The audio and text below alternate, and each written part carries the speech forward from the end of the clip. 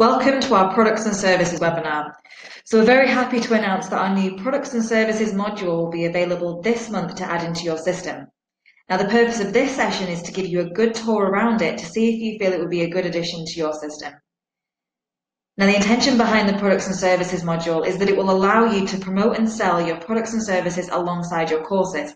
So you'll be able to store any additional services that you offer, any additional products that you sell within your accessplanit system, manage these and then sell them in their own right or alongside related courses. So within this session, we'll be going over, spending the bulk of the time going over using products and services, a tour around the module, how it looks and how it works. Then we'll have a quick summary of the features towards the end, and then I'll finish with a little bit of module information to let you know when it'll be available. So let's get straight into the tour. So I'm going to start by showing you where your products and services are stored within your accessplanit system. Now within here I've got a combination of products and services, so products like equipment, some learning materials, certificates and exams, and services like our consultation hour and our hotel stay. And then we've got things like fees, for example, booking fee. Now before we get into the good stuff, I'll just very quickly show you the kinds of options you have in here when you're creating a new product and service. So if I just edit the first aid kit that I've got in here, you can see that I've provided a label, I've selected a type. Now this list is completely customizable. The standard options are product and service, but you can add in whatever you like. So for example, I've popped in the option books, but you could add in, for example, equipment. I've input cost information, so I've defined that my first aid kit is £15 per unit. I could have said that it was tax exclusive. I've applied a tax code and we could pop in a cost center. A little bit lower down, we've got the stock information. So at the moment, I know that I've got 4 first aid kits in stock. Now, stock level isn't applicable for every type of product and service. So if we think about that booking fee from earlier, I wouldn't run out of stock of the booking fee. So in that case, I would just check this unlimited stock option. And then if your product or service requires users, so for example, hotels require a username perhaps, then you check this box here, and that would mean that when you're purchasing the product and service, a user would have to be associated to it. And then finally, at the bottom of this form, we've got a rich text editor. So within here, this is the kind of information that will be displayed to your users when they're making a booking, so it'll show up within the shopping basket. And you could add in hyperlinks, images, whatever text you'd like at this point, just to kind of explain what this product and service is all about. So I just go back to the data grid for products and services. You can see that I've kind of got a combination here of some really specific products and services and some more general ones. So very specific, you can see exactly what defibrillator we're selling here and which first aid kit.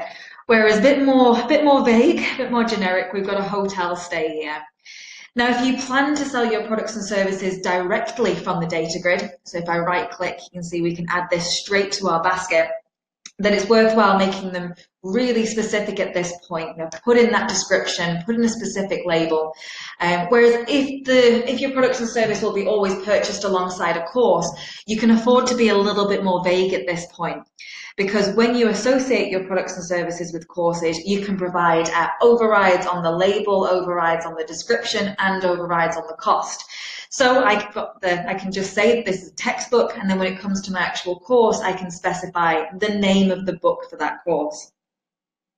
So I'm just going to very quickly demonstrate a quick booking outside of a course. So if I add the defibrillator to my basket, and I'll add the first aid kit while we're at it. Let's just check these two out. So really simple when you're purchasing products and services. All you need to do is adjust the quantity for how many are being booked. Still need a booking user as usual, so I'll continue with this for me. And then just need to make the payment there. Let me just check these out.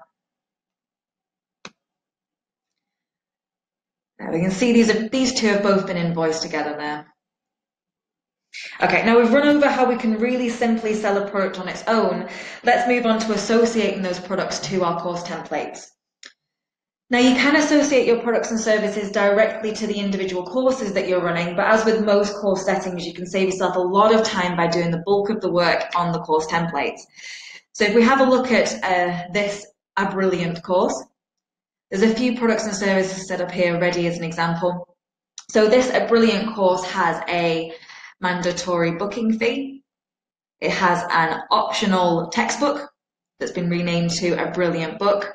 And then we've got 2 hotel stay options. The delegates can pick and choose between whether they're staying at Hotel Hubble, which is £79 per night, or Castle Brickyard at £89.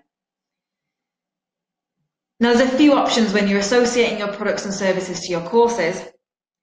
So if I just edit the existing textbook here, this is where we would state if the textbook was a mandatory purchase, like the booking fee is, as a part of this course.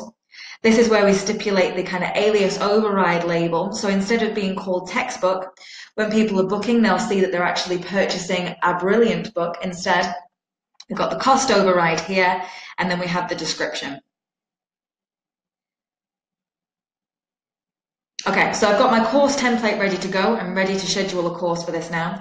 So if I go to courses class, and we're just going to pop a new A Brilliant course in the diary.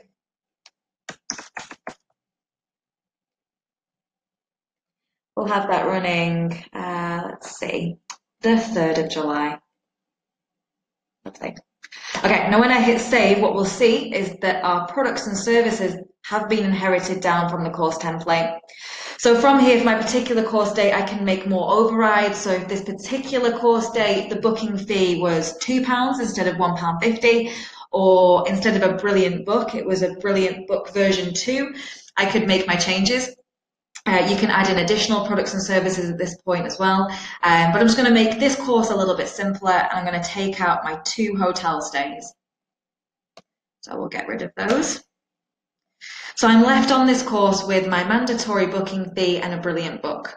So I'm going to make a booking onto this course now. So we just nip back to the details tab and pop this course into our basket. And let's run through this. So as the booking fee is a mandatory add-on, this is listed on the order summary on the very first stage with the basket. So it's up front, we've got a booking fee associated with this course. So nice and transparent. On the next step, as usual, we need to select a booking user. So I'll continue with myself. And then we'll select our delegates for our A Brilliant course. So I'm going to pop on Joe Abrams here. We're going to attend this course. And as we can see, the Brilliant book is an optional add-on that we can check, and that adjusts our total, or we can uncheck it. Now, as a Brilliant book isn't really tied to the delegate so much, it's an optional add-on, I can then adjust the quantity, how many Brilliant books I'd like to book as a part of this course, and then continue with my booking. That's that. Now, if I just very quickly on this payment stage show you that what's quite nice about this process is that everything will be invoiced together. So we can see that Jo is being invoiced alongside her textbook and her booking fee all in one place. So what we haven't talked about yet is adding products and services that have that required assigned to user. When we were looking at the settings for the product and service earlier, there was a checkbox that says user is mandatory for booking. And what that means is that when you're purchasing that product and service, a name of a person is required. So for example, if we were doing a hotel stay where they need the name of the person that's going to be in that room, or we had an accredited certificate and we needed to know which person it is that's going to be on the certificate, that's where the shopping basket is slightly different. So I'm going to add a product and service in that has this requirement, and that is my accredited certificate. I'm going to keep it as an optional association and just not override any of the details. Okay, so I've added an accredited certificate in there. So if I go to my details and rebook this,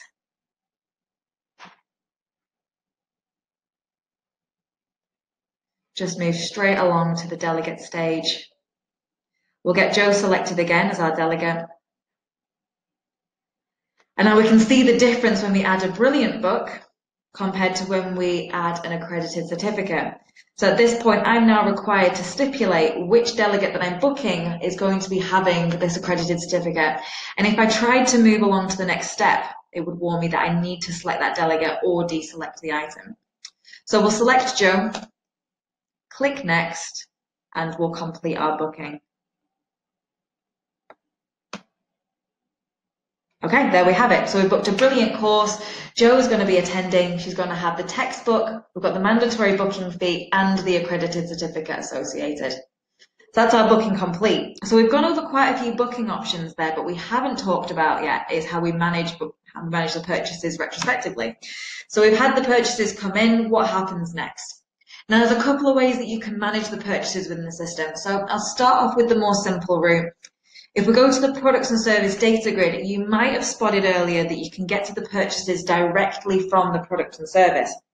So from here, if I, for example, just take a look at that accredited certificate that we just bought for Jo and go to this purchases context menu option, I can see all of the purchases that have been made. So you can see that Nick Pearson, Matthew Smalley, and Jo has actually already had an accredited certificate for a course, and we have the brand new one here. Now, if you'd like, you can manage them directly from this data grid. So there's a status assigned to every purchase, and that defaults to new. But once you've processed and managed that purchase, maybe you've posted the item out, or you've booked the hotel, or you've ordered the certificate, this is when you can come in here and update it. So it's just a right click from here and update status. Now, what's quite nice about this feature is you can completely customize the statuses that are listed in here. So the default statuses are new, in progress, and cancelled, but I've added in completed. That's what I want to use when I know that I've completed this task. This purchase is done and dusted in my eyes. But you could add in whatever you like. So if you wanted to put in processed, or you wanted to put in shipped, or maybe whatever terminology works for you, you can customize that or add in various.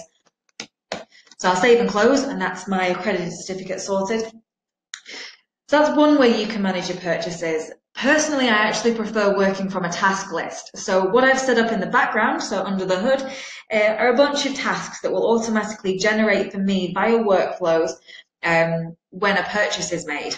So if I just go to my tasks board here, switch to board, I can see that as a result of all the purchases that have happened over the last few days, I now have lots of tasks to do. So I need to post a defibrillator, I need to post a first aid kit, post another defibrillator. At the very top here, I've got a task that was generated as a result of low stock. So I need to order more textbooks.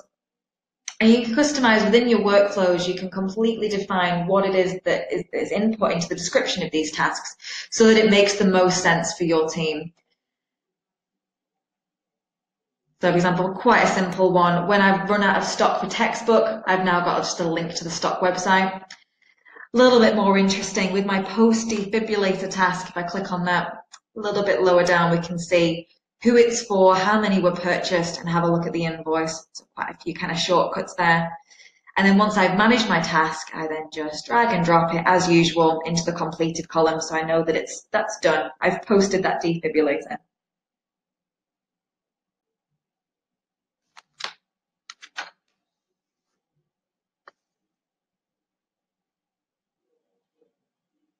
So the final bits and bobs. So one thing that you can do to help you manage your products and services further is have a few dashboard gadgets set up to support you. So I've got a dashboard, just an example set up, just to show you the kinds of things you can have in here. So this first gadget on the top left shows us the stock levels. So I filtered a data grid gadget for my products to show me only products that have stock. So filtering out those that have unlimited stock and showing me by quantity the stock level for each. So I can see that I'm running quite low on first aid kits now. On the right-hand side, I can have a look at all the purchases that have been made in the last 7 days on my products and services and the status of those, so I can keep a track on whether these have been actioned or not. And then finally, at the bottom here, I can keep a track on what products have been associated to which courses. So it's quite nice here. I've got the name of my product, which course it's mapped to, and then if there's an alias, if there's a cost, and if it's mandatory. Obviously, you could customize these further if you wanted to. And the final little thing is that obviously every change that you make to your products is audited. So if we have a look at the top here at our audit logs, I can see that my purchases are updated, and then if any changes are made to stock levels or to labels, then that also gets stored up there. So to summarize, the new module will allow you to store and manage your additional products and services, sell them directly through your shopping basket. I also mentioned that you can send out product-specific purchase links to your customers so they can buy products themselves. You can attach your products and services to your course templates. And you can manage those, decide if they are mandatory, override the labels and descriptions. You can display your course's associated products and services within your shopping basket, so allow your customers to book them together, pay for them together, and invoice it all together. You can manage your customers' purchases directly from the Purchases tab on each product and service, or if you prefer, you can generate tasks to help you manage it. You can also generate emails. And then finally, we talked about building dashboards to monitor purchases, what courses have products mapped, and track your stock, and keeping a track of the audit logs to see any changes that happen to your products and services. So this new module will be available from week commencing the 24th of June. Cost-wise, it's £167 per month, which will just be invoiced alongside your annual fee. But of course, if you're a little bit unsure or you just want to get your hands on this and test it, then you can have a 14-day free trial. So just get in touch with your CSM if you'd like to get that added to your system for a couple of weeks to test it out before you commit. Okay, that's everything. So thank you very much.